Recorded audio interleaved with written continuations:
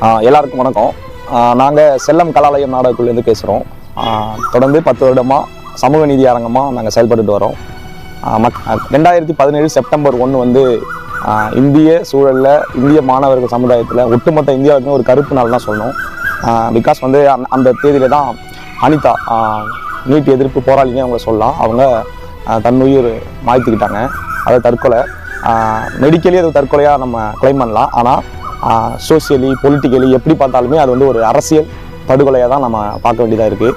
அந்த கொலைக்கு நியாயம் வேண்டியும் நீட் எழுத கஷ்டப்படுற தொடர்ந்து அது ஒரு பிரச்சனையாகவே இருக்கிற மாணவர்களுக்கு நம்ம எல்லாருமே குரல் கொடுக்க வேண்டிய அவசியமாகவும் நம்ம அந்த நாள் பார்க்க வேண்டியதாக இருக்குது. கிட்டத்தட்ட செப்டம்பர் 1 நெருங்கிட்டோம்.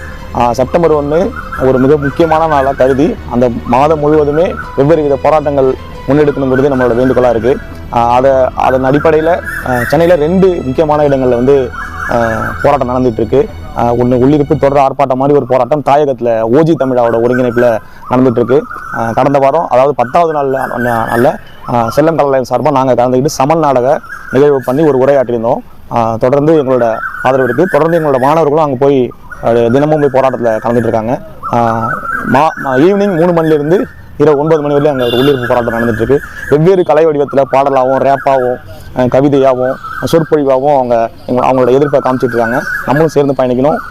யாரெல்லாம் எதிர்ப்பு மனநிலை அடிக்கணும் அட்லீஸ்ட் ஒரு போஸ்டாவது போடுங்க, ஒரு ஹேஷ்டேக்காவது பேன் வீட்னு போட்டு நீங்கள் அரசாங்கத்துக்கு எதிர்ப்பை தெரிவிங்க. ரொம்ப இது வன்மையான கண்டனத்தை நாங்கள் தெரிவிச்சுக்கிறோம் எங்கள் நாடகக்குழு சார்பாக. அடுத்து நீட் எதிர்ப்பு கூட்டு இயக்கம்ங்கிறது சின்மய நகரில் திருவள்ளூர் இல்லத்தில் நடந்துகிட்ருக்கு.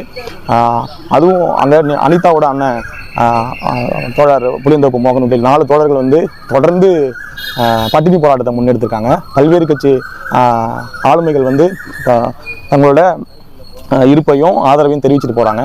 வெறும் இருப்பும் ஆதரவும் ரொம்ப மகிழ்ச்சி அளிக்குது. இருந்தாலும் அனைத்து கட்சி கூட்டத்துக்கு ஒரு தீர்மானத்தை நிறைவேற்றி மத்திய அரசாங்கத்துக்கு எதிராக ஒரு மிகப்பெரிய போராட்டத்தை முன்னெடுக்கணும்னு இந்த வீடியோ மூலமாக நாங்கள் கேட்டுக்கிறோம். ஆளுங்கட்சியும் மற்ற தமிழக இருக்கிற அரசு கட்சியும் நாங்கள் கேட்டுக்கிறோம். தமிழகம் வந்து எப்போதுமே முற்போக்காக மற்ற மாநிலங்களுக்கு முன்னோடியாக தான் இருந்திருக்கு. நீட் பிரச்சனையை நாங்கள் எல்லாம் ஒன்றா நின்று முடிச்சு கொடுப்போம் ரொம்ப நம்புகிறோம். நன்றி.